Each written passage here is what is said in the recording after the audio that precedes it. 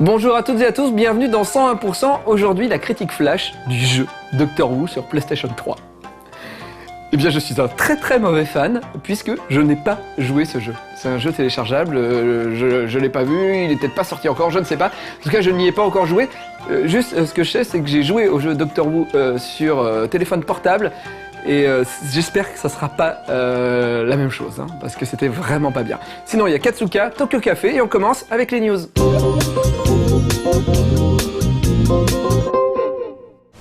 Là, un adversaire à ma mesure. Alors que Blizzard semble enfin avoir corrigé la majorité des problèmes de connexion avec son dernier jeu Diablo 3, tout n'est pas rose pour les développeurs américains. En effet, certains pays possèdent des lois protégeant les consommateurs des produits défectueux. C'est par exemple le cas en Corée du Sud, où Blizzard est maintenant légalement obligé de rembourser les jeux à ceux qui se sentent floués. En France, l'UFC Que Choisir a mis en demeure Blizzard de résoudre les problèmes rencontrés et de dédommager les consommateurs affectés. Mais c'est surtout le tel des ventes en argent réel, lancé depuis quelques jours en Europe, qui déchaîne les passions. La Corée du Sud s'illustre une fois encore en annonçant l'interdiction prochaine de cette fonctionnalité suite à une nouvelle loi contre le commerce en ligne d'objets virtuels.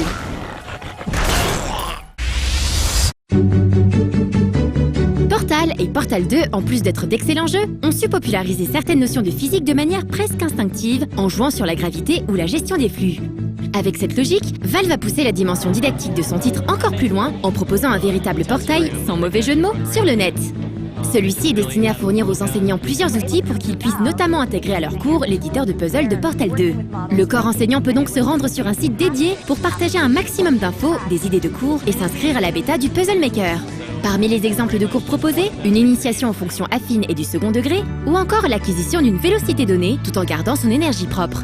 Certains petits chanceux ont même pu directement passer aux travaux pratiques dans les locaux de Valve.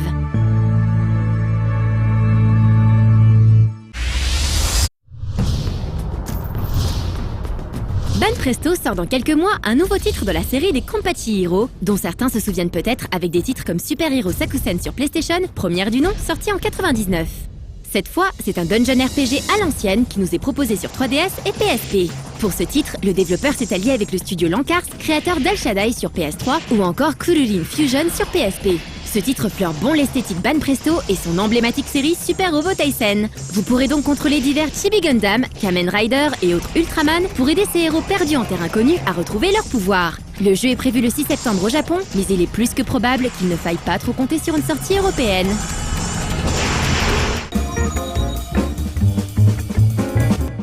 Aujourd'hui, j'avais envie de vous expliquer comment on écrit un scénario pour un dessin animé, parce que je sais pas si vous êtes au courant, mais Poulpe et moi, on a écrit un scénario pour Wakfu, la série qui passe sur France 3. Comment ça s'est passé ? C'était notre première fois, donc voilà, notre dépucelage. En gros, on est invité à une grande réunion où il va y avoir tous les scénaristes de la saison. Nous, c'était un épisode pour la saison 2. On arrive, alors là, il y a le maître de cérémonie, la personne qui a inventé l'univers, etc. Donc là, pour le coup, c'est Tot. Et Tot, en gros, on s'assoit et il nous résume la saison 1. Voilà. Il nous dit, alors voilà, et en gros, en fait, une réunion d'écriture comme ça se passe comme si t'allais voir ta grand-mère qui te raconte une histoire. Bon, je dis pas que Tot, c'est une grand-mère, mais en gros, pendant genre 1 heure, on est assis comme ça, et il y a un mec qui te raconte une histoire, et t'es là, comme ça, machin, et t'as vraiment pas l'impression de travailler. Donc il te raconte sa saison 1, il dit, alors ouais, ça se passe comme ça, machin, tel personnage est amoureux de tel personnage, il se passe telle action, machin, tout ça. Et ça, c'est ma fin de ma saison 1. Et pour ma saison 2, voilà ce que j'aimerais faire. Et là, il commence à raconter des bouts d'histoire, mais il nous demande de rebondir dessus.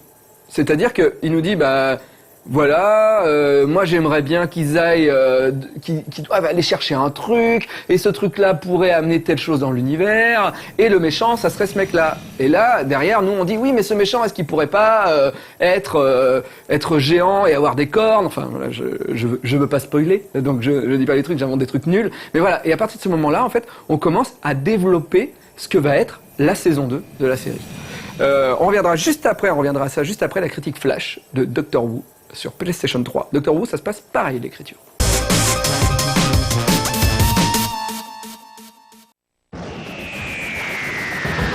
Avec le succès des nouvelles saisons de Doctor Who dans le monde anglophone ces dernières années, la BBC s'est lancée à plusieurs reprises dans des adaptations en jeux vidéo des aventures du dernier Seigneur du Temps et de son TARDIS. Cette fois-ci, c'est un jeu téléchargeable pour PlayStation 3 et PS Vita auquel nous avons droit. Doctor Who et l'horloge d'éternité. Le jeu est scénarisé comme une petite saison de Doctor Who et nous jette directement dans l'action dès la première cinématique. Le TARDIS est pris dans une tempête temporelle qui affecte l'univers tout entier et le centre de cette perturbation semble provenir de la Terre et plus particulièrement de Londres évidemment. Le Docteur va alors s'y poser pour enquêter. Comme tous les jeux récents, c'est l'univers de l'incarnation actuelle du Docteur qui est utilisé, c'est-à-dire le 11e Docteur. Par contre, il n'y a quasiment aucun lien avec le scénario de la série et d'ailleurs on n'y retrouvera aucun compagnon du Docteur, hormis le personnage de River Song. Il s'agit ici d'un pur jeu de plateforme en 2,5D, c'est-à-dire que les personnages ne peuvent se déplacer et interagir que sur un plan en 2D. D'autre part, le titre est entièrement conçu pour être joué à deux. Dans ce cas, le premier joueur incarnera le Docteur sur la partie supérieure de l'écran, pendant que le second incarnera River Song en bas de l'écran. Mais contrairement à ce que l'on pourrait penser, les deux ne jouent pas forcément dans le même niveau. Par exemple, au tout début, le Docteur commence à enquêter dans les sous-sols de Londres pendant que River Song s'échappe de sa cellule. Lorsque les deux se rejoignent, il faut alors coopérer pour avancer dans le niveau. Mais plus d'une fois, ils devront se séparer de nouveau pour intervenir à des points différents dans l'espace ou dans le temps. Par exemple, l'un pourra effectuer des actions dans le passé pour permettre à l'autre de passer des obstacles dans l'avenir. Il est aussi tout à fait possible de jouer à un joueur et dans ce cas, il faudra faire tous les niveaux les uns après les autres en incarnant alternativement le Docteur et River Song. Et dans les niveaux où il faut jouer à deux, c'est l'IA qui s'occupera de prendre la place du second joueur. Le gameplay est celui d'un jeu très basique de plateforme, à base de je pousse des caisses, je cherche mon chemin, je tire des leviers, je fais de l'infiltration et je dois parfois résoudre des énigmes. Le joueur peut régler la difficulté de ces dernières même en cours de jeu. Il est donc tout à fait possible de repasser en mode facile à la volée, ce qui n'est pas un mal, car même si les énigmes ne sont pas très complexes, il faudra parfois les résoudre dans un temps extrêmement limité, ce qui se termine souvent en arrachage massif de cheveux. Il y a parfois de rares séquences de jeu plus originales, mais globalement, c'est tellement classique qu'on a l'impression de jouer à un jeu d'il y a 10 ans. Surtout que techniquement, l'horloge d'éternité est vraiment un cran en dessous des précédents jeux d'aventure sortis en 3D. Il y a aussi pas mal de bugs, notamment au niveau de l'IA qui gère Song. Cette dernière se retrouve parfois à tourner en rond ou à sauter sur place, ce qui est très décourageant, surtout dans les niveaux en contre-la-montre. On préférera donc y jouer à deux pour ne pas avoir à affronter les bugs du jeu en plus des ennemis du Docteur. D'autre part, lorsqu'on joue dans deux niveaux différents à deux, le second joueur ne profite pas de l'ambiance sonore et musicale de son niveau, car à part pour quelques effets sonores, c'est uniquement l'ambiance du niveau joué par le premier joueur que vous pourrez entendre. Et il n'est pas possible de pallier ce problème en jouant online, le titre ne proposant son mode de joueur qu'en local. Là où se trouve la vraie force de l'horloge d'éternité, c'est bien entendu dans l'exploitation de la licence Doctor Who. Les musiques sont celles magnifiques de la série, les ennemis emblématiques du Docteur comme les Cybermen ou les Daleks y sont présents. Et les acteurs ont prêté leur voix aux personnages, en tout cas dans la version anglaise. D'ailleurs, comme on est sur No Life, c'est cette version qui a été utilisée. Mais par défaut, le jeu ne permet pas de passer de la version française à la version anglaise. Pour changer la langue des dialogues, il faudra configurer votre console en anglais. C'est un peu dommage car proposer cette option directement dans le jeu n'aurait pas été du luxe, surtout que les dialogues en anglais sont parfois très référencés. Notez aussi qu'il est possible d'activer des sous-titres. En conclusion, soyons clairs, si ce n'était pas un jeu estampillé Doctor Who, il n'aurait absolument aucun intérêt. Même pour les fans du Docteur, le jeu est un poil trop cher vu sa qualité technique. La seule chose qu'il a vraiment pour lui, c'est la possibilité offerte d'incarner le Docteur et son ambiance plutôt réussie. Car en fait, si chez nous Doctor Who est une série suivie par un public plutôt ciblé, outre-Manche, la série est intergénérationnelle, les grands-parents partageant parfois la même passion pour le Docteur que leurs petits-enfants. Il s'agit donc clairement d'un jeu orienté pour toute la famille, avec une difficulté calibrée pour les plus jeunes. I hope you're feeling nimble.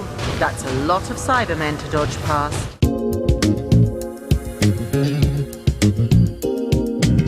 Alors, après, quand on a donné toutes les idées, on sait un petit peu ce qui va se passer dans la saison 2 de la série. Voilà. On a créé une sorte de squelette, on va dire, et on sait que les personnages ils partent de là pour arriver là, et qu'entre-temps, ils doivent faire aller ici, ici et ici. Mais entre tous ces points, il n'y a rien. Donc, on doit créer des épisodes, comment dire, des épisodes, des bottle épisodes, ou des épisodes uniques, dans lequel il se passe une action, un truc comme ça, qui ne va pas, on va dire, entacher l'histoire générale, voilà. Et donc, à ce moment-là, on repart chez nous et on a des devoirs. Voilà. Donc moi, j'avais avec Poulpe, on avait nos devoirs. On devait revenir la semaine d'après avec des idées d'épisodes de ce qui pourrait se passer. Et alors, Poulpe, lui, son cheval de bataille, je me rappelle, c'était, il y a un funiculaire. Et ils se font attaquer sur un funiculaire. Voilà, c'était son truc. Voilà. Et moi, je veux faire une parodie des super-héros. J'avais pas trop d'idées, mais je voulais faire une parodie de super-héros. Et après, je me suis dit, ah ouais, ce serait trop bien qu'il y ait un chasseur. Et je me suis fait vanner par tous les scénaristes, parce que moi, je suis fan de Spider-Man, et je voulais placer un méchant qui s'appelait Nevark, le chasseur. Parce qu'en fait, c'était Kraven écrit à l'envers. Et donc, j'ai écrit mon épisode et tout. Et pendant 2 mois, tout le monde parlait de Nevark. Et Todd, je me rappelle, à chaque réunion, il disait « Alors, Nevark, le chasseur, et ça, machin. » Je me suis fait foutre de ma gueule pendant 2 mois. Et au final, le personnage a changé de nom. Voilà. On regarde Katsuka.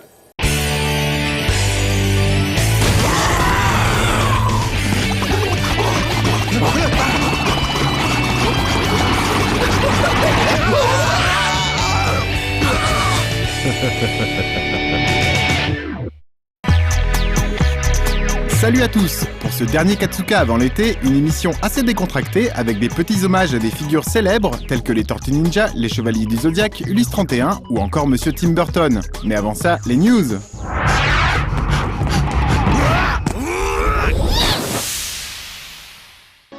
Le distributeur 1-0 Film propose aujourd'hui et pour la première fois dans nos salles le long métrage d'animation anglais Quand souffle le vent.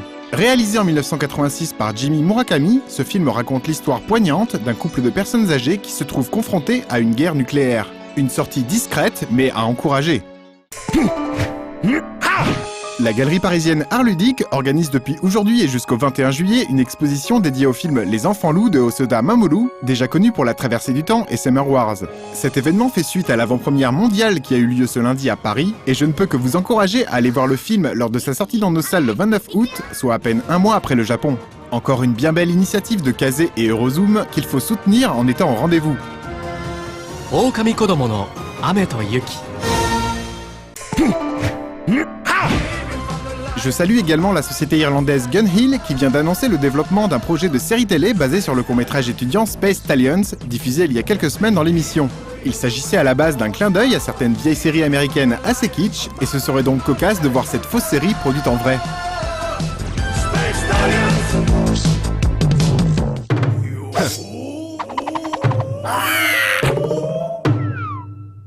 On commence cette spéciale hommage avec une version stop-motion du générique des Tortues Ninja issu de la série animée de 1987.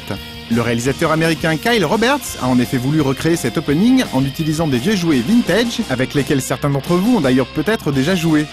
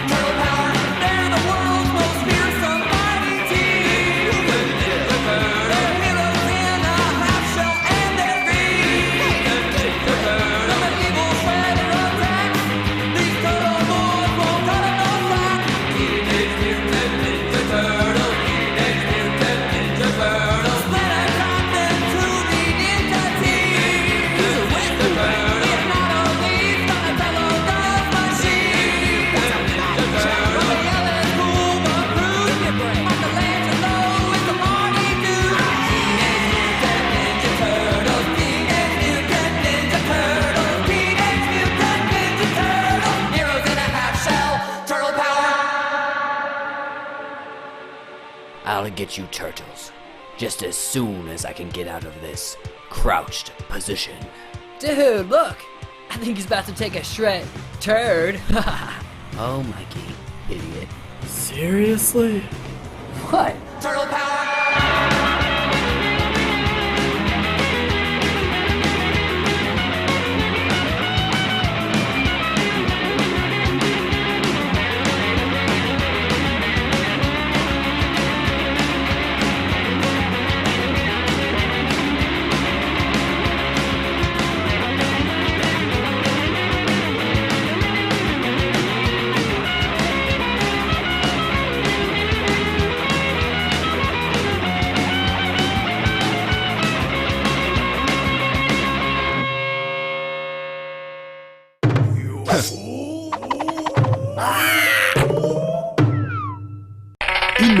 est une sympathique web-série d'animation française produite depuis quelques années par le studio KO Animation. Certains épisodes ont déjà été diffusés sur No Life et les auteurs avaient également créé un petit bonus Katsuka.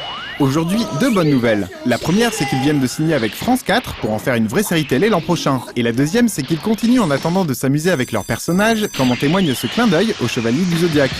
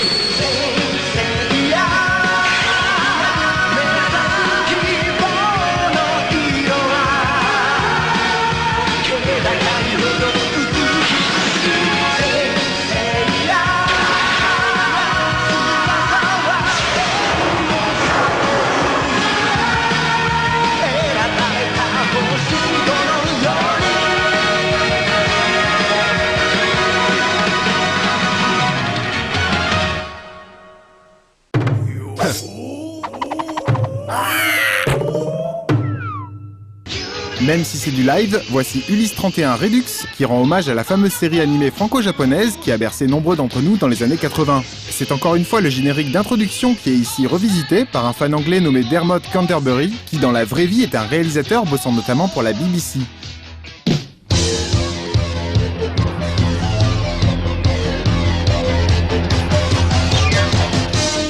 Le 31e siècle. C'est parce qu'Ulysse avait terrassé le Cyclope et ainsi sauvé Télémaque, Thémis et Noumaios que les dieux de l'Olympe imaginèrent cette terrible vengeance. Quiconque ose défier la puissance de Zeus doit être puni. Tu erreras désormais dans un monde inconnu. Jusqu'au royaume d'Hadès, vos corps resteront inertes. Ulysse, le chemin de la terre est effacé de ma mémoire. Vivant, vous êtes vivant.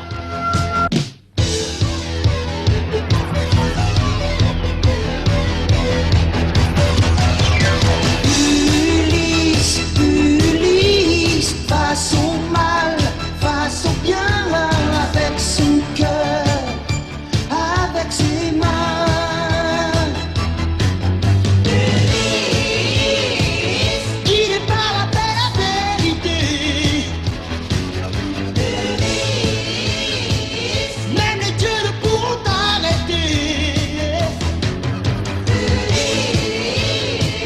D'univers en galaxie, tu erres à la recherche de la terre. Je suis Nono, le petit robot, l'ami d'Ulysse. Je suis Nono, le petit robot, l'ami d'Ulysse.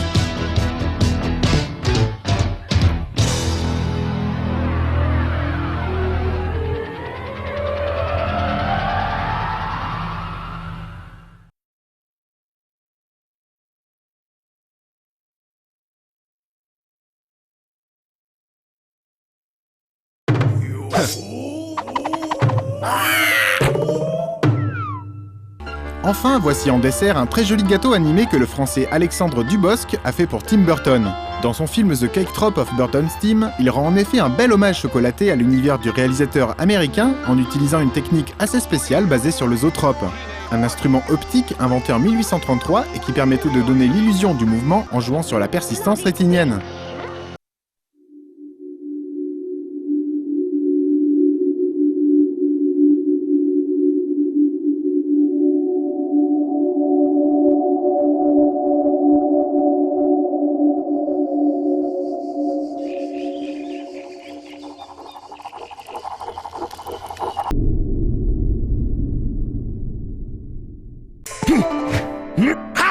Voili voilou, rendez-vous à la rentrée.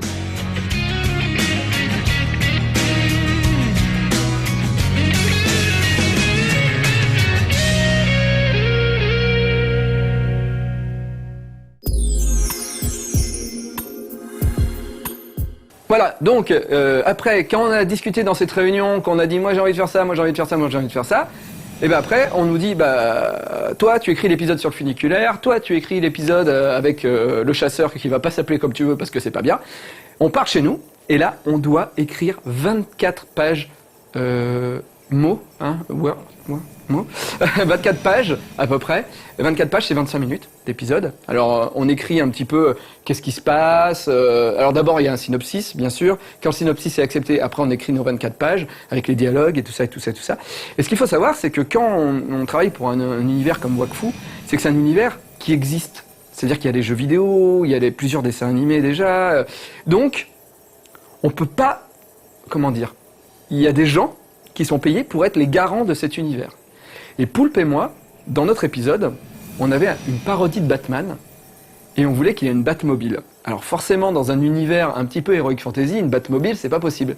Et nous, on s'était dit, c'est un petit peu steampunk, on va lui faire un train. Voilà. Et donc, notre personnage avait un train.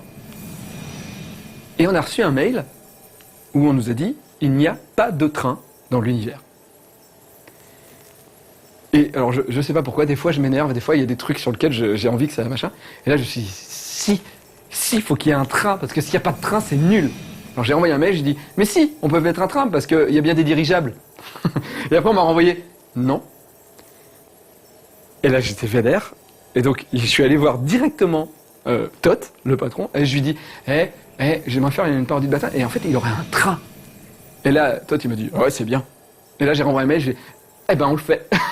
J'étais trop heureux. Et donc, vous pourrez voir cet épisode qui s'appelle Le Chevalier Justice. Il y a un train à l'intérieur. Voilà. Mais en tout cas, il faut savoir que quand on a écrit un scénario, quand on fait un dessin animé, il faut attendre 1 an et demi pour voir son produit fini. Et c'est très long. On regarde Tokyo Café. Voilà, c'était le dernier bar avant la fin du monde, un lieu agréable donc éventuellement dans lequel on va passer un petit peu. すごいね、私が紹介したかったの東京カフェ。でもさ、しょうがないからしょぼぼぼぼんだから私生け花に行ってくるぞ。じゃああとは任せて。じゃあね。 Vous voulez que je vous traduise?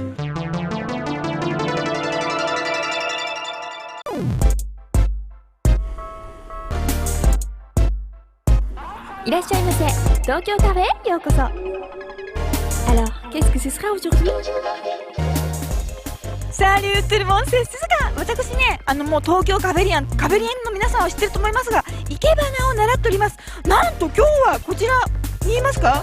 生け花に関する何かがこちら、パークドフローラルでやってるそうなので、早速チェックしたいと思うんだけど、どこに行けばいいのかな？道が分かれ、生け花パノこっちです。さあ楽しみです。私もね生け花もちろん草月流習ってますからね。今日は張り切って勉強したいと思います。よろしくお願いします。今写真が出てますね。こちらの方が狩矢崎翔吾さんということで、日本ではですねタレントとしても有名な方です。はい。Yes, let's go out to somewhere nice. たわしとのコラボレーションですよ。生け花モデルヌです。バラなんですけれど、これ多分ねブリザードフラワーで本物のお花を乾燥させて色あせなくして飾ってあるものだと思います。これなんかはねちょっともう本当にプラスチックのお花なんですけれども、こうすごく日本とフランスのマリアージュという感じで、これ見えますか？バラにお菓子が入っていたお茶かな入っていたボアットにこう作品を作ってますね。会場がですねパークフローラルということでですね、こう竹林をバックに作品飾られていて、なんかねとても素敵な雰囲気ですね。こう普通のお部屋に飾られているよりもこう本物の緑をバックに飾られているのが本当素敵ですね。なんかお着物が飾られてます。ちょっと着物みたいですね。すごいお着物綺麗ですね。振り袖はですね結婚前の女性が着る着物でございます。こちら着物はねスペシャル着物でございまして、白むくと言います。こちらはマリアージュの時に着ますね。綺麗ですね。私も綺麗な着物もう一回着たいな。私これ好きです。これすごく綺麗。これから狩矢崎さんにインタビューしたいと思います。鈴キャッチ成功したかどうかはこう期待。自己紹介、日本語でもいいね。はい、大丈夫です。よろしくお願いします。今回こちらの展示会は一体どのような経緯で？ 2年前にプチパレ宮殿で大個展をさせていただきまして、パリ市の皆様にもご覧いただきました。世界中の方にご覧いただきました。そしてまたね、こんな花の展覧会をということでパリ市の要請でこのようにさせていただくことになりました。一体どのようなテーマなのでしょうか。まずですね、この初夏の雰囲気、この公園のね緑の中でとても美しいお花をね、この会場が非常に近代的な、空間なので、そこに合わせていくつかもの私の、このなんて言うんでしょうね、作品をね点数を数えると何点あるかわからないぐらい多くね作らせていただき、なおかつ、色というものをやっぱりテーマに日本は今ね震災があって大変なことになりましたが、フランスの皆様にもとても応援をしていただいています。その感謝の気持ちを花に込めて、まずありがとうという気持ちがあります。それと同時に、私が主催をしております花の教室の生徒さんの作品も一緒にこのように展示させていただいて、先生のそしてまた生徒さんのというね花の展覧会、これをね、今回やらせていただくことになったんです。実は私も今草月流でパリでお稽古してるんですけれども、お疲れ様でございます。ありがとうございますね。そうですね、まだ始めて1年半ぐらいなんですけれども、ちょうどいいわ。どんどん奥になるとね、人間関係とかね大変ですよ。美しいものを追い求めなくちゃいけないのにね、首をかしげることがいっぱい起こってきます。私もそんな中でね、もう20何年経ちましたけれどもね、いろんなことがありましてね、こんな具合にねもう自分でねもう世界にねどんどん出てっておりますけれどもね。はい。ということで皆さんこちらのパーク・ドゥ・フローラ皆さんも遊びにいらしてください。あれですよね、狩矢崎先生の生け花のデモンストレーションも再来週ですね。再来週ございます。はい。ということで皆さん楽しみにまた生け花の勉強も続けていきましょう。フブネコンブブレ。